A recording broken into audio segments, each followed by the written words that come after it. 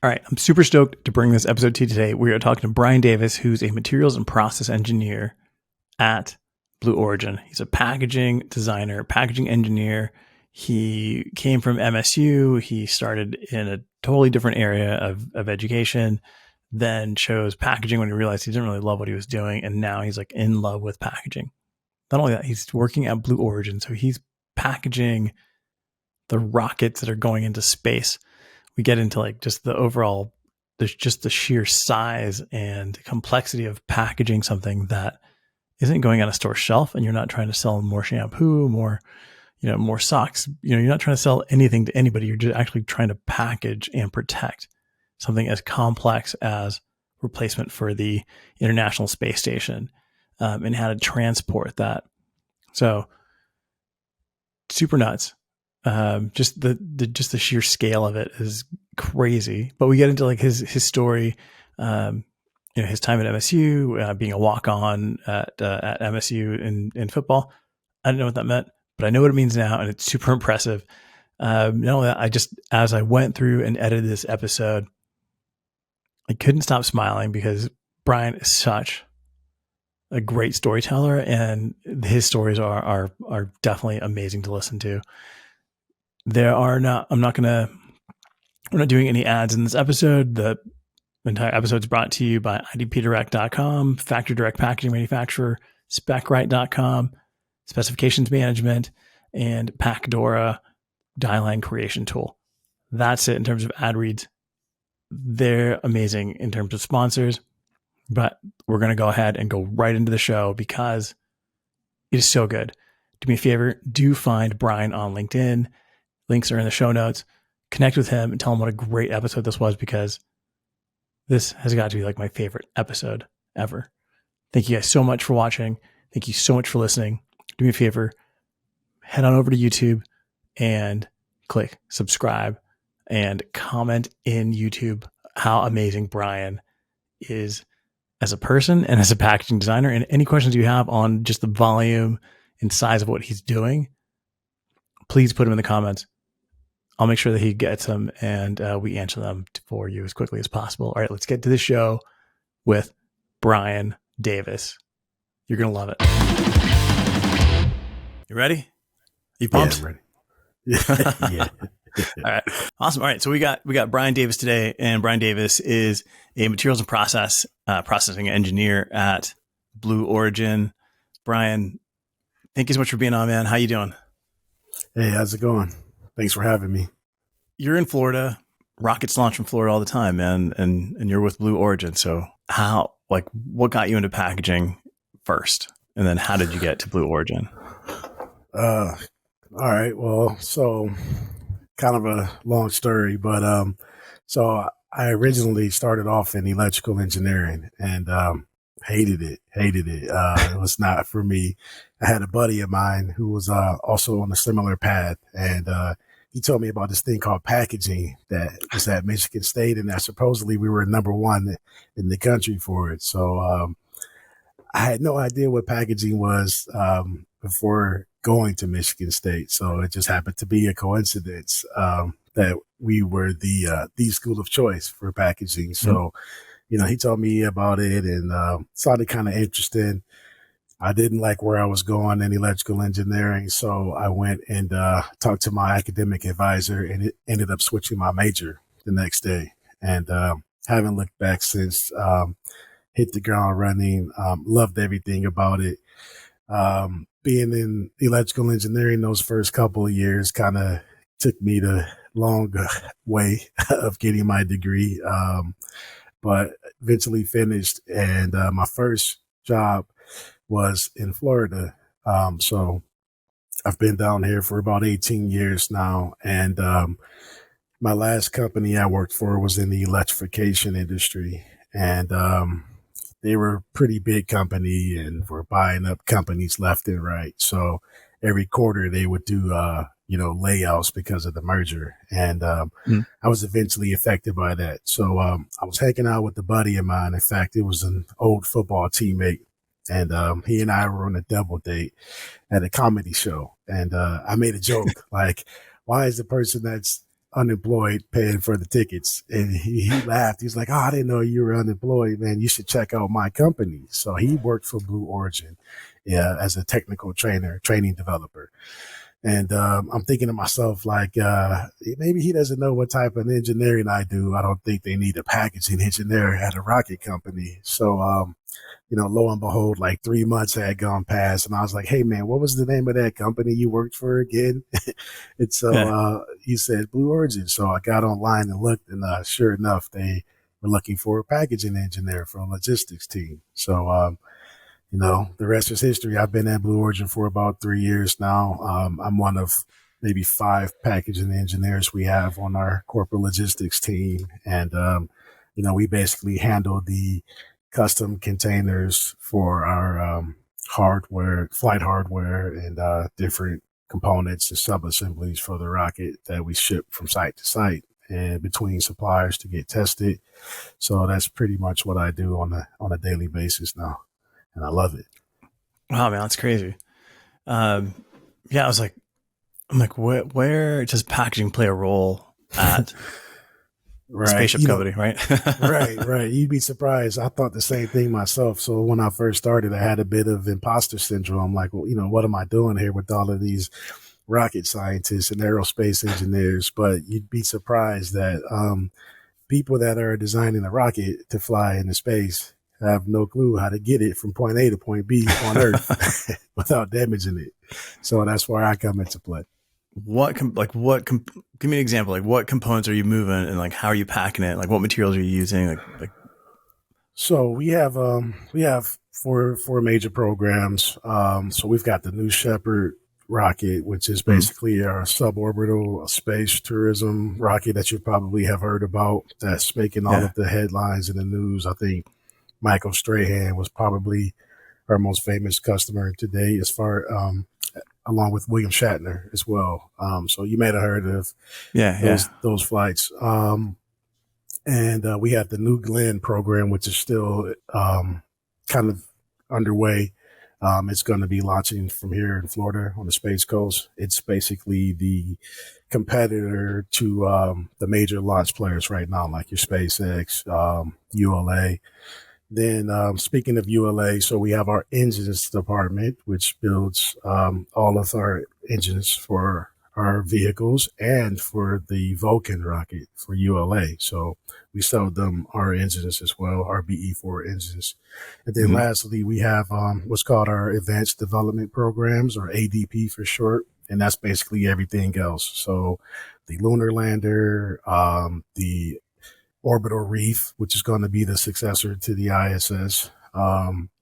So those sorts of things. And so we service all of those programs. So we package everything from little small like components for the engine that we might fit in like a handheld Pelican case, for example. So parts of that small all the way up into barrel panels for the big New Glenn rocket, which is going to be 7 meters in diameter, which is about 23 feet. So everything that ships on that is an oversized load. You have to have escorts. It's taking up 2 lanes of traffic. So I've built some pretty big containers for those as well. And then some of the things that we ship are too big to even ship across the road because it's so tall. It won't fit underneath like the power lines or overpasses. So we have to fly it on like these super huge airplanes to get it from point A to point B. And I also help design and build, well, not build, but design those containers to be constructed as well. So it's pretty interesting stuff. And it's nuts, man. A whole range of assemblies. So see, man, I feel like super small. It's like, oh man, I'm making, check out this cool little box, like this little paper box. It's got a pretty big coolness factor, so I have to keep that in mind, when considering my options. Like, man, it's pretty cool to work here every day. So man, that's crazy. So like, all right, so like, let's talk about like one of those big giant panels, right? It's 23 feet across. It's not just like a sheet of metal. Like there's actual electronics and components and everything built into this thing. So when it's shipping, you have to protect all these little touch points. Like how do you how do you build something to withstand just the extreme conditions of just transport on something like that that can have some really delicate components? Um, yeah, good question. So, um, it's pretty interesting. Like these big flight panels, they're so big that they have to break them into different sections. And like I said, some of these parts at the widest point, it's like 23 feet wide. So we have to break them down into sections that'll fit on a flatbed truck. And the freight cost alone could be upwards of like 50,000 per part, and we're talking Yeah. about there's 8 sections to make the entire circumference of the barrel, so it could get quite costly shipping them across the interstate. Depending on the size, we can only ship certain times a day. Or we have to have like police escorts, all kinds of permits, you name it. So, in order to cut down on costs, one of the directives I was given was to try to make these containers collapsible and reusable so that we aren't shipping a big full size container when it's empty to go back. Yeah. So one of the design elements I implemented was to make these big, like 23 feet wide by maybe 10 to 12 feet long containers break down into sections. So that way, when we're shipping empty, we can stack them on top of a flatbed and there'll be a legal size load, meaning 8.5 feet wide. So they break down into 8-foot sections and stack up on the truck. That way, when it's empty, it doesn't cost us anything more than a regular flatbed load. So that's one of the things that I have to keep in mind when designing these things. And also, as you can imagine, like weight is a big factor. So just trying to have some kind of a structural element to make sure that it can sustain these type of travel conditions and not like transfer too many, G's to these parts, because some of the avionics and whatnot are quite sensitive. But yeah, they're gonna experience some serious G's in flight, right? Yes, yeah, exactly. I was just about to say that. Yeah, nothing's going to compare to what it's going to experience when it's launching. So we're kind of safe mostly in that regard. But yeah, but I still can't picture, right? I'm picturing a container, like a sea container, right? Mm-hmm. It's metal rectangular tube, essentially. And then like when the part goes in there, like is there foam? Like I'm trying to translate what I do, at small scale, and pack a mouse with like a molded fiber or foam insert into like this giant panel, or is it just like a big panel that's just strapped down in this thing that's built specifically for it? Sometimes we use like a metal interface where we can like bolt the parts and keep them fixed in a fixed position inside the container. But ordinarily we use like kind of like a thick neoprene type of rubber in between like a cradle for the barrel panels. We'll layer the cradles with like neoprene, maybe 1 inch thick, and that pretty much does the trick. Most of our parts are aluminum. So, I mean, they hold up pretty well. And we also have to consider like corrosion. So that's a big thing, making sure we have the appropriate amount of desiccant and whatnot to kind of absorb any moisture.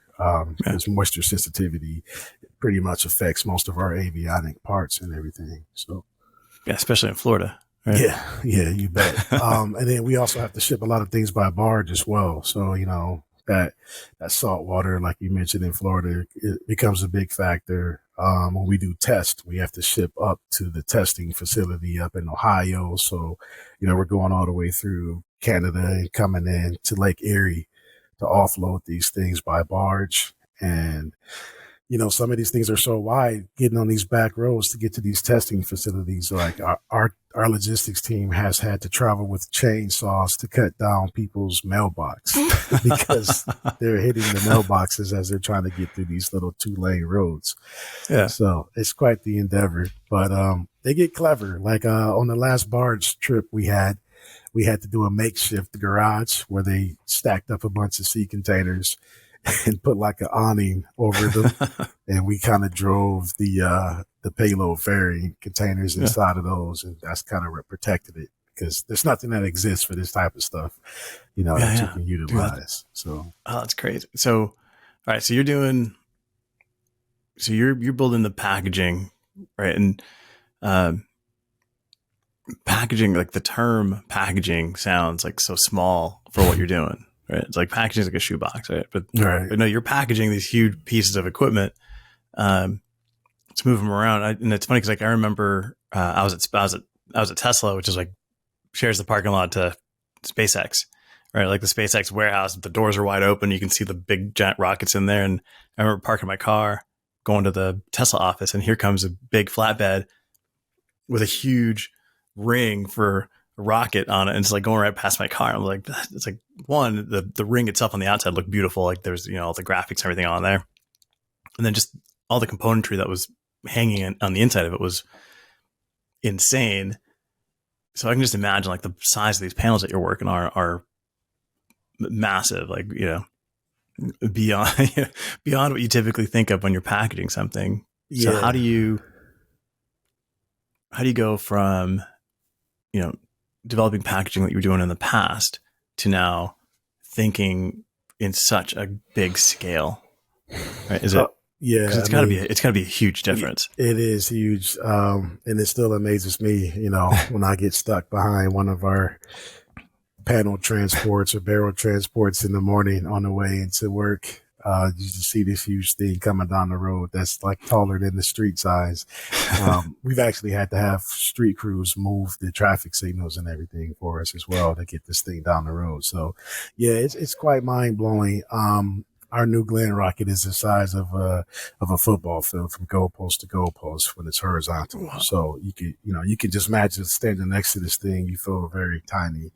And so during my interview for Blue Origin, my manager asked me, and at the time I thought it was a weird question, but he was like, "What's the largest thing you've ever packaged before?" And I'm thinking like, all right, that's an odd question, but I I can see why he asked me that because, like you said, it's quite the transition going from everything I've known in my career to packaging something on this grand of scale. And I want to say it probably took a good 3 to 6 months to kind of like finally, wrap my mind around the magnitude and like what it involves just to move this hardware. So, I mean, there isn't like, I can't really spell out like a process that I go through. It's kind of like, hey, go package this 23-foot diameter ring that connects two barrel sections together. And it's like, okay, like where do you start at, You're not going to Pinterest looking for inspiration, right? right.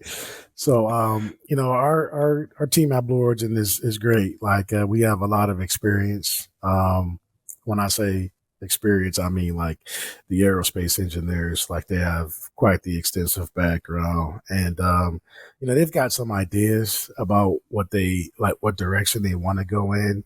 And it's basically up to me to be like, hey, this will work or this won't work. Or, I understand you want to try this, but maybe we should consider this instead. So that's been quite helpful. I was the very first packaging engineer we hired at Blue Origin. So like there was no framework in place. When I got there, it's all kind of been like, hey, you write the standards for what we need to do as a company and you guys set up these guidelines and whatnot. So we don't have anything to pull from, basically. It's Yeah. just a bunch of us kind of pulling our knowledge together and say, hey, this will work. Now, luckily, everything that we've designed has functioned as intended. The only time we see any damages usually it's when the supplier has been in charge of the packaging Sure. and or like we aren't consulted and people try to do it without us, so to speak. Yeah. But I think our background is pretty solid. We have a good foundation to build on, just knowing like what materials are out there, what exists out there in the industry. It definitely helps out a lot. Wow. And so just thinking like just what you're doing now with your containers, with the fact that you've built a container that breaks down, collapses flat, takes up, I'm sure, like a quarter of what it would as an assembled container at least. Is that going to be widely available? Like I'm just picturing, all these container ships that are coming over, stacked, 30 containers tall. Like, why aren't we doing that in that case, right? Like, it would reduce the amount of it would just help reduce carbon footprint overall because we'd be shipping less stuff back and forth. Yeah, that's a good point. I think they may have some. I've seen some collapsible sea containers before. I don't know how widely they're used or how available they are. But they do exist. So I don't think we're too innovative in that regard. I don't want to take too much credit for it. Oh, come on, man. I was like, Brian, hook this up. But as far as what we do in aerospace, I mean, everything is basically custom. Yeah. So I don't know if you'll see, our designs out there widely available. Our rocket is pretty unique. It's going to be the biggest one behind the Saturn V. By comparison, the Falcon rocket from SpaceX is about 5 meters in diameter. So, I mean, we're talking, this is pretty big. So I don't know if it'll be something that'll be commercialized or anything soon, but it's definitely a concept that you can leverage in other industries, I'd say. So how's that feel to like see, a component that you've worked on in terms of, moving it around, and I'm sure you're getting some hands-on with some of this equipment, right?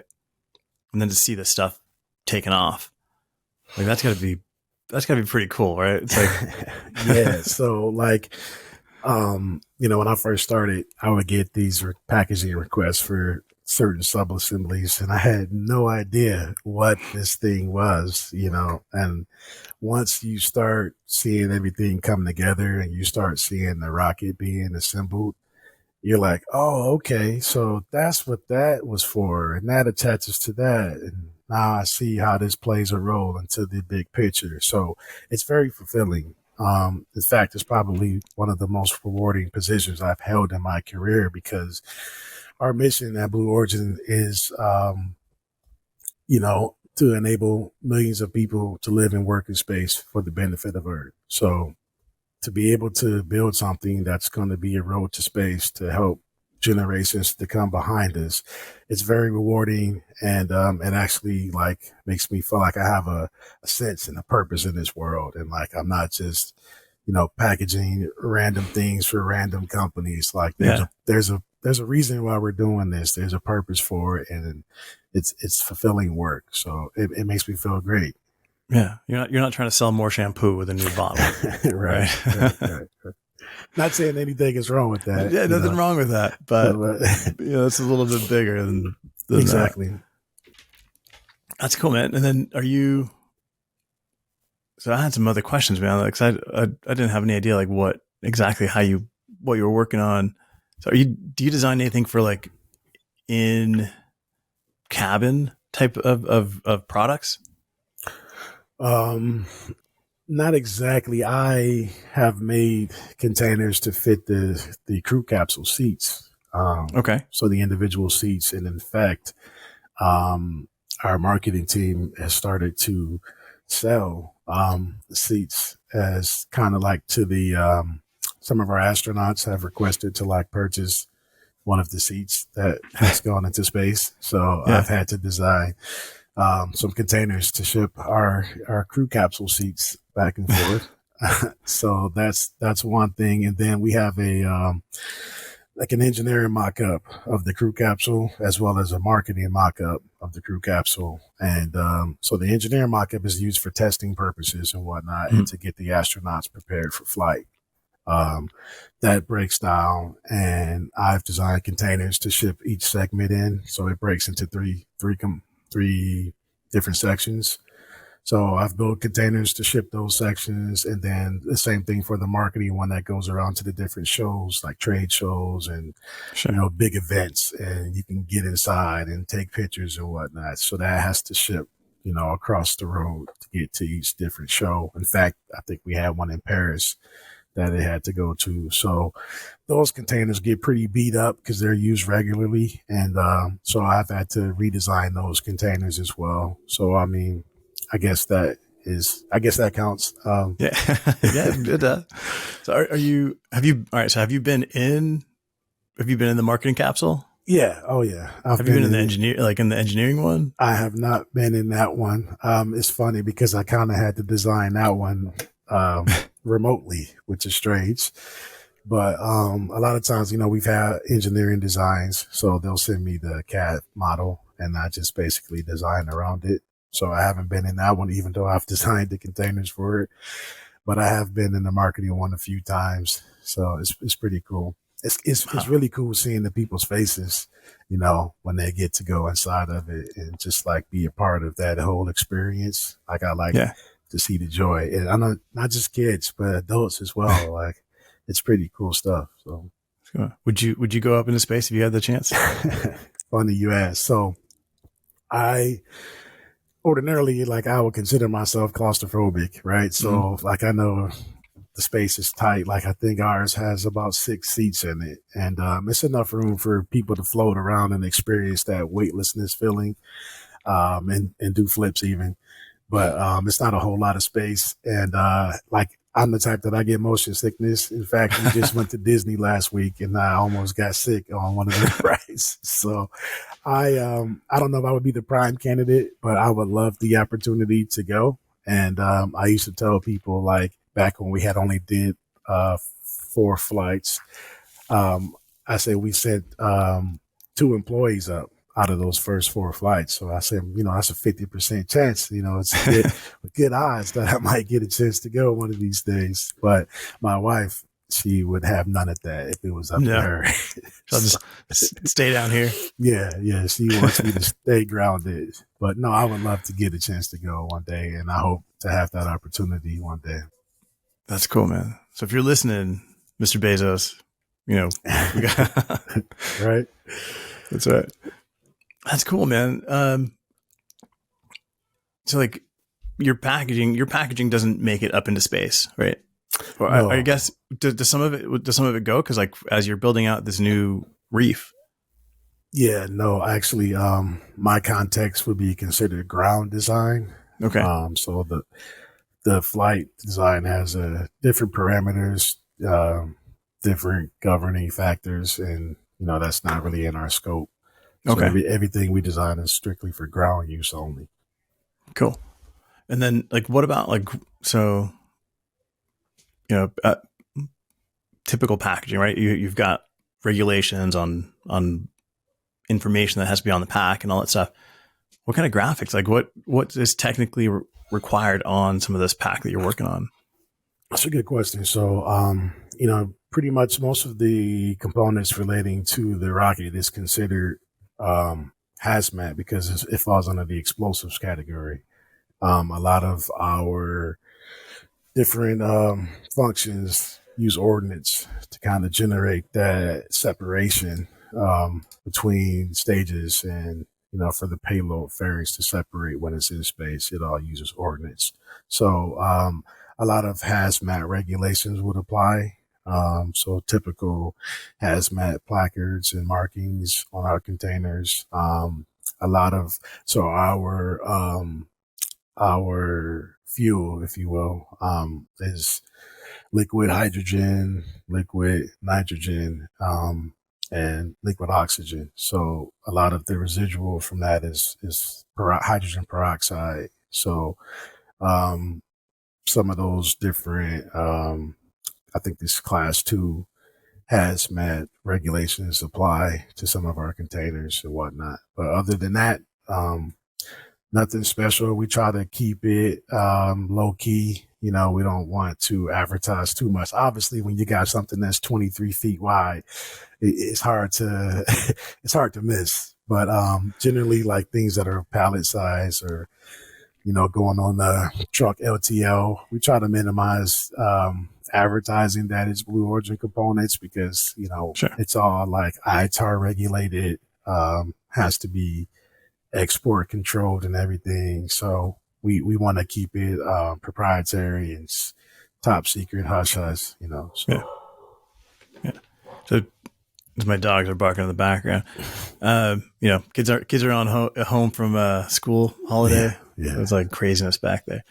Um, so talking about like top secret, like do you have top secret clearance on some of this stuff? Like, No, I don't actually. I don't have any sort of government clearance or everything. We mm, are heavily government regulated, but it's not a requirement for my role. So, man, you're all right. So you're developing massive packaging for these huge panels, some really cool stuff with Blue Origin. What is the coolest thing that you've packaged in your career? so far, I think it would probably have to be one of the earlier iterations of our lunar lander. So, the original version was called Blue Moon, and it's pretty big vessel. So the cool thing about it was that it was too big to travel across the road. So we had to get this thing from Washington State on the East Coast where it's being developed on the West Coast where it's been developed over to the East Coast to be tested. And we can't travel over the road with it. So we had to figure out a way to get it there, which involved using either the Beluga plane, which is only, I think, 5 of those, or the Super Guppy, of which NASA owns 2. So not only did we have to consider what type of container we could fit this thing in or what kind of, um, transport fixture, but we have to make that integrate with one of these super huge planes. So that was quite challenging. And, we had a second iteration of that when we were bidding on the HLS contract, and we actually made a prototype of it. Now, let me remind you that the gravity on the moon is like 6 times less what it is on Earth.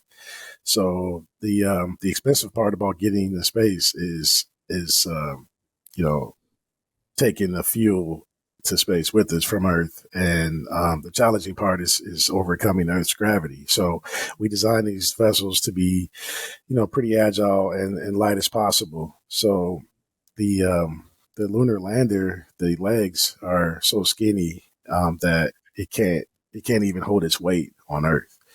Oh wow. And the feet are so small they're like the size of dinner plates. So we want to make it as light as possible because the heavier it is, the more expensive obviously it's going to be to get there. So it has to sit on a stand on Earth because it's not strong enough to hold its own weight with the Earth's gravity. And as you can imagine, while it's on a stand, it makes it taller. So now we have to invert it, break it over to horizontal position to try to ship it. And so, those are some of the challenging things that come up, working for a company like Blue Origin and trying to package, these huge vessels.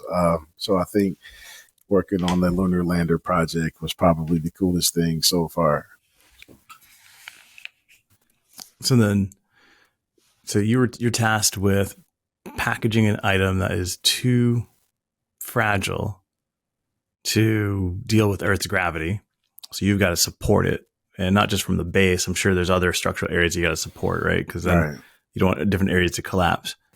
Uh, so how do you package that on the shuttle, right? Because that takeoff, that the G's that are coming onto that lander is even worse. So are you involved in the packaging of it, where it goes on the actual shuttle too?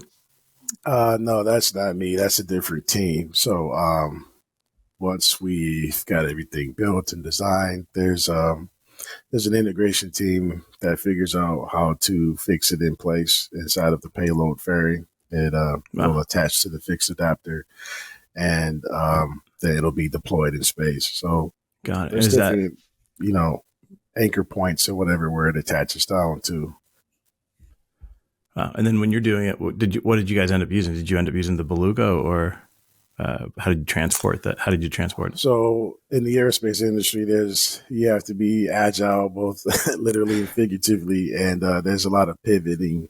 So that original concept we've pivoted away from that a couple of times now, and so that was just the concept state of trying to figure out if we can even do it, like if it's even possible, and then if it is possible, here's what you have to try to do. Make something fit this huge thing inside of it and be able to integrate with one of these airplanes. So, you have to figure out how to make it work with our hardware, and then how do you make it work with the transportation, vehicle that it's going inside of. So it's kind of a twofold challenge. Yeah. That's cool, man. That's really cool. And then I guess the last question I got here is, there's Blue Origin, there's SpaceX, and there's NASA, and there's all these different companies that are kind of not coming up. NASA's been around forever, but is it super competitive in this space, or is there any kind of camaraderie here? Is there a packaging designer on some of these other teams that you reach out to, or it's no, we're going to be first? Question. I'm glad you asked that, because I was wondering if I was going to be able to work this into this interview somehow. And this is the great segue into that. So in terms of competitiveness, so there's this event each year on the Space Coast called the Space Coast Games.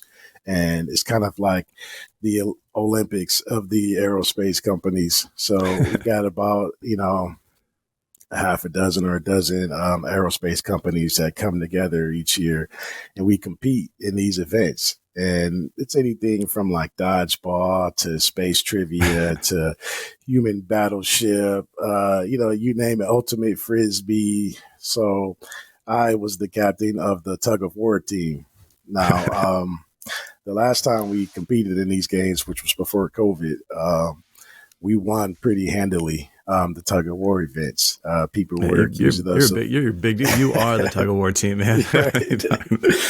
So people were accusing us of having people that didn't even work for Blue Origin on our team. And we're like, no, everyone works here. So each year the host rotates. And this past year, the event was earlier in December. This past year, L3 Harris was the host, and which was one of the teams that we literally drugged the last time. And they conveniently forgot to put tug of war on the schedule. So it was a last minute addition. And once it was added, it was determined that it was too late to be factored into the total team score. So it would only count if there was an overall tie. So, we competed in the event. We beat everybody again. And, but that was it, because it wasn't going to count officially. So we're at the award ceremony, and they're tallying up the points and, announcing the winners, and they get to third place, which I think was either like Boeing or Lockheed, one of those teams. And then it was a tie between first and second place, which was Blue Origin and NASA. And so since it was a tie, the winner will be decided based on the results of tug of war. So not only did we win tug of war, but we also won the entire Space Coast Games because of tug of war being the tiebreaker. Awesome. So yeah, it gets pretty competitive if nowhere else than the Space Coast Games. But no, there's a lot of collaboration going on between companies. Like, we work with other companies often to develop different elements of the vehicle. So there's some camaraderie, but there's also some fun competition and some ways to kind of compete outside of the workplace as well. So I'm glad you asked. You were at MSU. You were talking about football. You're a big dude. So did you play at MSU? Yeah. So funny. So yeah, so when I was a freshman at MSU, Nick Saban was still there. And I tried walking on that year, didn't quite make it, tried again the following year and walked on as a fullback.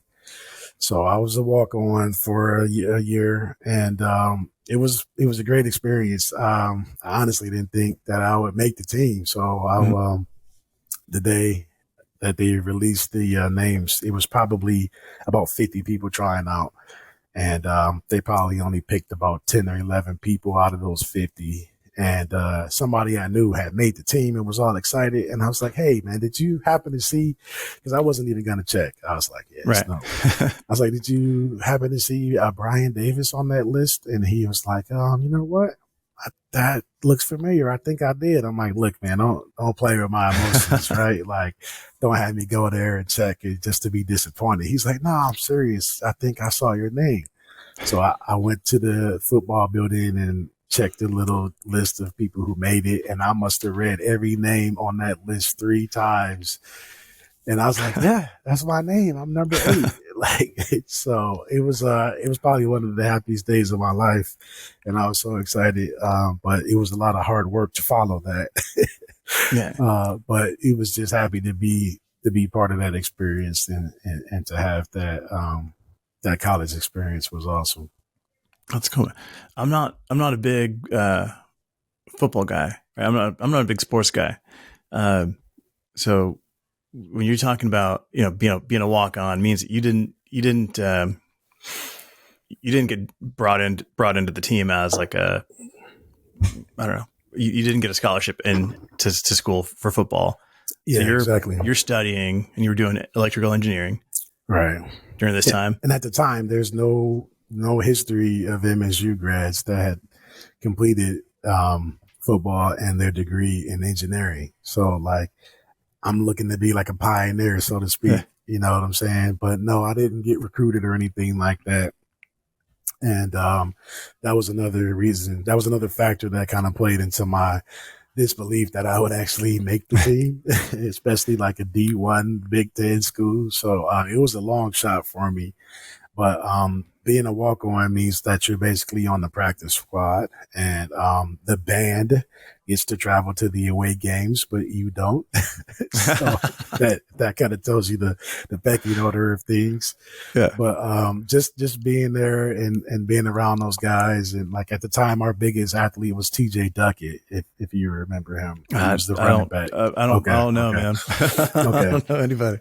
So just being around these guys in practice and like seeing that these people, these larger than life figures, are actually like throwing up in the trash can in practice. It's like, all right, it was kind of like the imposter syndrome I had at Blue Origin in the beginning. It's like, all right, well, maybe I can't fit in here. These guys are human. They're regular people just like me. So, so it was cool just being on the same field with some of this talent, just that's cool. Having that whole experience. So yeah, it's pretty neat. So how long did you play? So I was only a walk-on at Michigan State my sophomore year. And then I played semi-pro football upon graduation in Michigan for a couple of years. And then I continued that semi-pro career down in Florida for the Orlando Rage. And played for them for about 10 years. We've got like 5 championships. So we've got some hardware and everything. But our biggest claim to fame came during the 2009 finals, NBA finals, when the Orlando Magic was playing the Los Angeles Lakers. And during halftime of one of the games, they did a feature story on Orlando's only dynasty. And our team, the Orlando Rage, was the only dynasty. I think we had like a 42 or 43 game winning streak over the course of 3 years. And so we were kind of a big deal locally, and it was cool. My brother, who lives in LA, called me and said, "Hey, I just saw your football team on the TNT during halftime." And I was like, "Oh, cool." So that was as famous as I got, if you will. But that's cool. So did you great experience? Did you play as a packaging student or just in engineering? Like, did you make that transition to packaging and we're still on the team, or no? Trying to think. When did I don't think there's ever been a packaging student playing football for anybody. But there is one now. I just saw a newsletter, a Michigan State alumni newsletter, and we actually have a guy that's in packaging that's on the team now. I can't remember his name at the moment. I can pull it up after the I'd love to know who that is, because that would be crazy. And I was proud my buddy Adam Peake do the interview with me, because he's a sports guy. I am not. Yeah. I was like, all right, cool, man. So this thing is getting bigger. But it's cool to see, because back when I was in school in packaging, it was only a handful of schools that even had packaging as a major. So just to see how far it's come and how Yeah. big it's gotten, how many more schools offer it now, I'm glad to see that it's gaining popularity. People see that it's needed, that it's necessary. They don't wait to the last minute. And that's one of the things that we were big on implementing at Blue Origin. A lot of times, everything in the aerospace industry is about schedule, schedule, schedule. And that schedule is always getting pushed back. And so a lot of times people, develop all of these components and everything, and they don't think about packaging until it's ready to Yeah. ship. And it's like, oh, hey, make a container for this that has to ship, in a couple of days or in a couple of weeks. And it's like, you got to think about this ahead of time. Like, you Yeah. guys got to factor packaging into the preliminary design review, and like, let's get on top of this thing. And they might design something that's too big to fit inside of a plane or too big to fit on the interstate. But if they had just shaved off 6 inches, then, now it would have worked. But they Yeah. didn't know that because now it's already designed and you didn't bring us into the picture to talk about this ahead of time. So that's probably the biggest impact we've made at the company, is kind of getting packaging involved sooner into the design stages of production. And we deal with that at the small scale too, right? Where people create a website for a product, they have a product prototype, and they're like, all right, we're launching in January, and they're calling the packaging people in December. It's like, well, packaging takes 6 months to design, produce, and test, and all of a sudden they're like, oh, it's packaging's fault that we're late to to market. But it's like, no, if you would have brought us in earlier, we would have hit the date. Packaging's pretty scheduled. You know how long it's going to take you to do whatever you're going to do. So you can build out a quick time and action calendar or something like that, man. Yeah, that's awesome. Dude. I think, dude, I learned a ton on here. Like, just the fact that of what you're building and what you're doing, and you never, you see these rockets going up and down, and you never go, oh, man, packaging was involved in here. But if it wasn't for packaging, all the stuff couldn't come together to build the rocket, to take off. So really, you play the biggest role at Blue Origin at the moment. Well, I appreciate that. When I was in high school in chemistry class, and my chemistry teacher had a saying that was, "What in the world isn't chemistry?" And I kind of feel that way about packaging. Like, what in the world doesn't involve packaging? Everything we touch, everything we utilize has involved packaging to some extent. So I'm glad to play a role in our mission and in this industry, and it's pretty exciting times. Yeah, I do want to ask you, and I feel weird asking this. I always feel weird asking this because I wouldn't ask a white designer this. I don't know why, but I just wouldn't. Is where are all the black designers in packaging? That's a good question. I think part of it is just visibility. Packaging is not, well, like I said earlier, it's gaining popularity, it's getting more visible, but I don't think it's widely known yet. And case in That's point, like a career path, you mean? Yeah. Like for example, when I switched my major to packaging, and I was telling people that I switched my major from electrical engineering to packaging, and everyone was like, "Oh, so you want to work for UPS?" And I'm like, "That's not quite packaging. You're on the right track, but that's shipping. This is a little bit different." And so, I mentioned earlier that it's not offered, or wasn't at the time offered, at a lot of different colleges and universities, and that's a short list. And I think the list of HBCUs that offer it is probably even a shorter list than that. And so I just don't think that it's something that's widely known in the Black community, or something that's looked at as being a lucrative career path. I hate to say it, but if it wasn't for my friend that introduced me to it, I probably wouldn't be talking to you today. So it's just a matter of us packaging engineers and packaging professionals getting the word out there, and, kind of being proactive and trying to mentor others, to bring up the next generation to be more involved and to be more widely known, I think. And I think that's where it starts at. What would be like a good first step beyond what's already happening to introduce this into, you know, just different cultures? I'm glad you asked. So at my company, we have what's called we call them business resource groups, but most companies call them employee resource groups, right? And so we have one that's geared towards African Americans, African and Caribbean culture called New Jackson. So everything in Blue Origin has new before it. So I told you New Shepard was ode to Alan Shepard. And then New Glenn was named after John Glenn. So our group New Jackson is named after Mary Jackson, who was one of the first Black female mathematicians at NASA. You may remember her from the movie Hidden Figures. She was one of the people featured in there. So we have the New Jackson BRG at Blue Origin, and our mission is to kind of support the Black community at Blue Origin, try to keep the retention, to be a resource to the Black employees, to kind of mentor them along and basically give them something to relate to. A lot of people don't see people that look like them on a regular basis. So we're kind of serve as a resource to kind of say, hey, you're not alone here.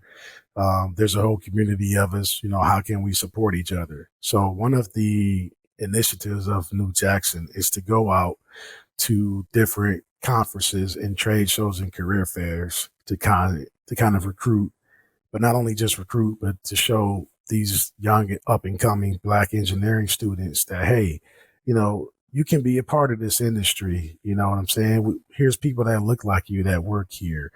Come be a part of the team. So one of the things that I like to do is put the word out there like, hey, you don't have to be an aerospace engineer to work for an aerospace company. There's people like me that have no history in aerospace, but here I am working at Blue Origin, and I'm in front of you as a Black packaging engineer at this aerospace company. So that's one of the ways that we're trying to put the word out there and to try to increase awareness that there's different paths, different routes you can take to be a part of this industry or to be involved in packaging just in general, because a lot of people don't, like I said, don't even know about it. So that's one of the things that I'm personally trying to do. And I think that's a good example, of how we can increase awareness about packaging and Blacks in packaging in general.